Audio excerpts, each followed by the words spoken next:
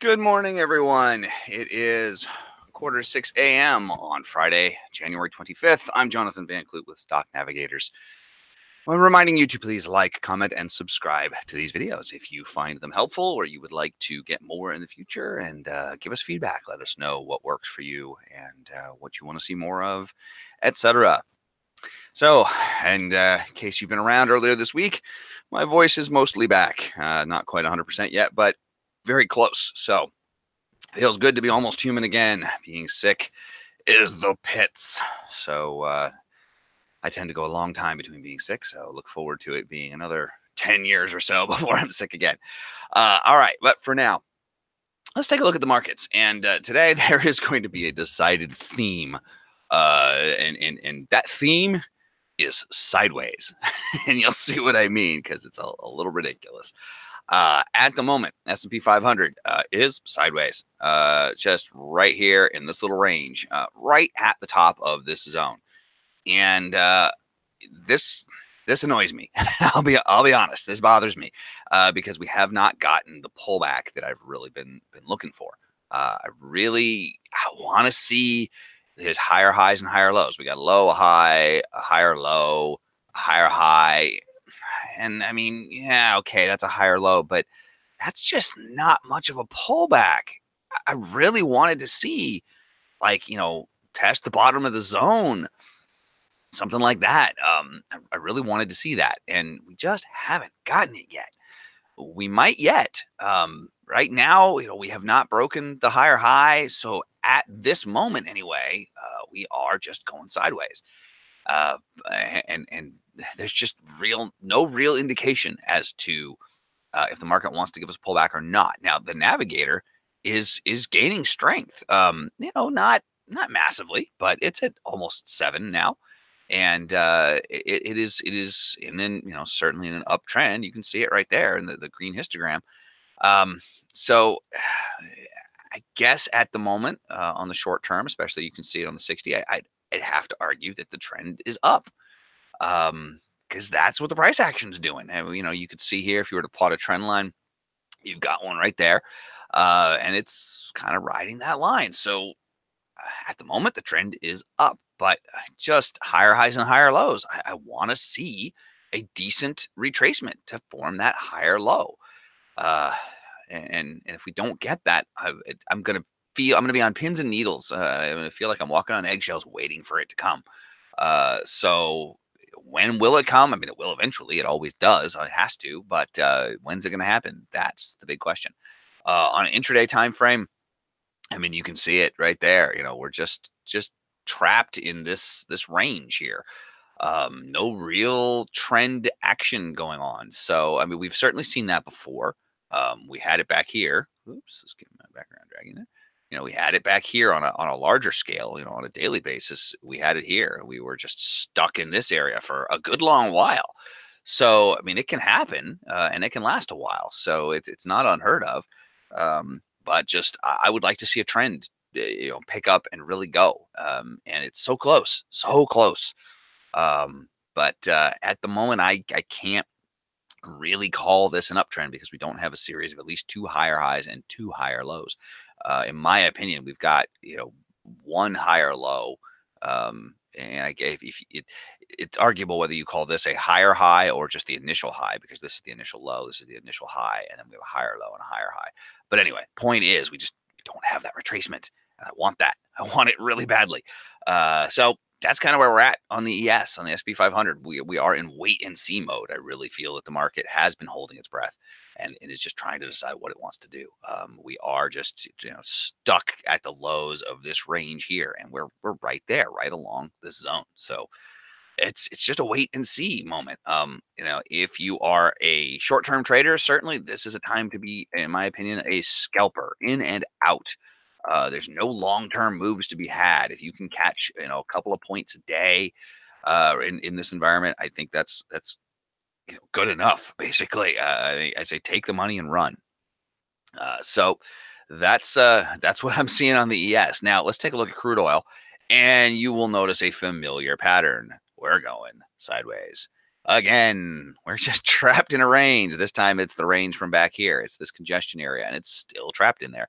And the navigator, I mean, look at this. Does that look familiar? Look how similar those two navigators are. If I go, come on, go back. There we go. If I go back and forward. I mean, they are so similar. It's just laughable. I mean, we're at 5.63 on the ES. We're at 7.18 on crude oil. So they're just kind of doing the same thing right now, which is interesting. These are not generally thought of as being correlated markets, but right this moment anyway, they're pretty well correlated. So we're going sideways on the daily on the ES. Intraday, of course, much like the ES, there are scalping opportunities to be had. Right now, the last couple of days, the price was able to break up. It bounced off this zone back down here, off the buy zone down here, and then it was able to get up into this zone. Got kind of stuck in there for a bit, and it jumped up above it, and then the sellers came in and pushed it back down again. And where did they push it to? Right to the bottom of the zone. Right now, poked below it and then shot right back up to it. And right now, that's where we're at. We're flirting right with the bottom of that zone. So, which way is it going to want to go? That is the question. If it breaks down this zone with some strength, I'd expect a little follow through. But again, I would want to be a scalper in this market because there's no big trend at the moment. We're just going sideways. I'd want to grab, the handful of ticks when I can be given them and take the money and run. So that's what I'd be looking for. Is quick hit in and out, scalp what you can, and keep those profits. So we've got a new box right now that has come out, and it's a pretty big box. We've got the top of the box up there, the fair value here, and I can't quite tell where the bottom of the box is. I think it's actually on the line of that zone. So it's kind of hidden right now. But anyway, Navigator is trending downwards on the shorter term. It could certainly just get down closer to zero and then bounce off of it. Have to wait and see. But right now, I want to either see a strong break of the zone to the downside and grab a little something and run, or I want to see price come back up and break out of the zone with some strength, and then same thing to the other direction. Either way, I'm looking to be a quick hit in this market. This is a scalping market because we are just trapped in the zone. All right, let's look at gold. And what do you know? We're going sideways. Again, we're just stuck in this congestion area here. We are flirting with the top of this channel here. We've been kind of oscillating around it. You can see that, I mean, the 21 EMA is even actually so overlapped with that trend line. You can't even barely tell the difference between the two of them. It is right on that line. So pretty solid support it's looking like right there at the moment. But it could go either direction. Again, this is a wait and see. There's no clear direction on a daily basis. We don't have a clear trend. On an intraday basis, we are trapped between these two zones and kind of just going back and forth between them. So if you absolutely had to play gold right now, and I mean, given that we are right smack in the middle of the two zones, I would say probably my bias would be to the upside. We did take out this high here, so you could argue that there's a pattern of higher highs and higher lows now being made on the very short term. It's not where I would prefer to enter. I would much rather enter down at the bottom of the zone, at the buy zone or the sell zone, short of the sell zone, buy at the buy zone, long at the buy zone. And we are right in the middle right now. And I don't especially care for that. I don't really like being right in the middle to initiate a trade. It's just not, not my preferred high probability entry. But it's there, and right now we've got a big strong candle forming to the upside. It's going to be closing in 5 minutes, so it looks like it's going to end with some strength. Navigator is trending up, but it was only at 12. Navigator on the daily is trending down and is at 20 and change. So it really could want to break either direction right now. There just isn't a super clear-cut case. It did test this rising trend line in the 21 EMA and hold and bounce off. So, you could see that as a bullish sign. But again, there's this right here that it just is getting stuck in. So, right at the moment, anyhow, it's just sideways. So if you like trading choppy sideways markets, then this is the market for you. This is the good time. If you want trends, if you're a trend follower, or you want a nice clear direction to hop on board and just ride the bus, you just don't have that right now. So challenging, choppy, sideways, icky market. Natural gas. Well, what do you know? Sideways. the pardon me while I cough myself to death. The trend direction, this directionless, trendless sideways thing is just getting pretty comical here. You can see it on the intraday. We're stuck right in there. We to get some downside follow through, we got to take out this low. To get some upside follow through, we got to take out this high. Got to it before and just came right back from it again. So again, this zone here acting as resistance. So far, it's been resistance once, it's been resistance twice. Now, it was resistance for a little while. It hung out on a 60-minute basis anyway. It hung out there for a little while here, a little while longer here. So, that does kind of suggest that a lot of the order flow might have gotten absorbed up here. And next time it comes through, perhaps there aren't as many sell orders sitting there waiting to happen. And, maybe then price will be able to rise and break through this zone. But then it's got to test this zone here. It's got to get over it's got to get over that high. It's got to get through this congestion area here. And then it's got to get up over this zone here. So it's got a lot of stuff overhead to try to establish any kind of a real trending direction.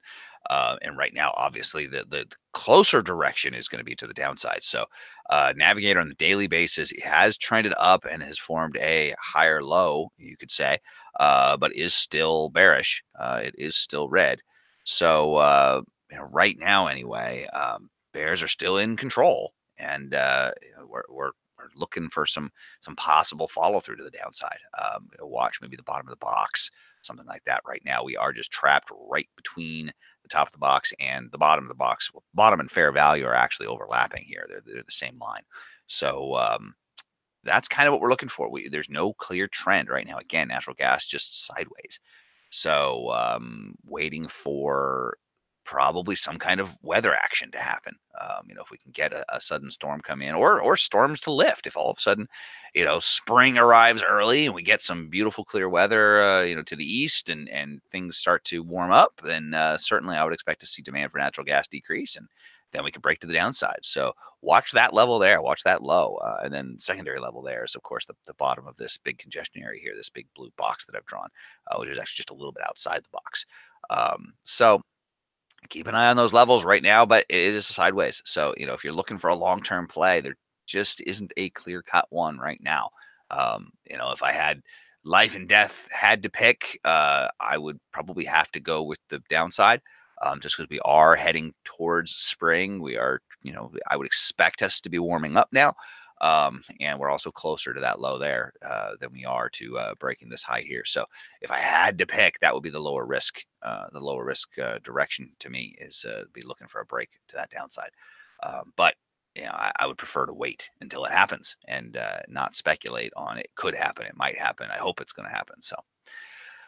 All right, let's finish up with Bitcoin, see what's happening in crypto, and surprise, surprise, sideways.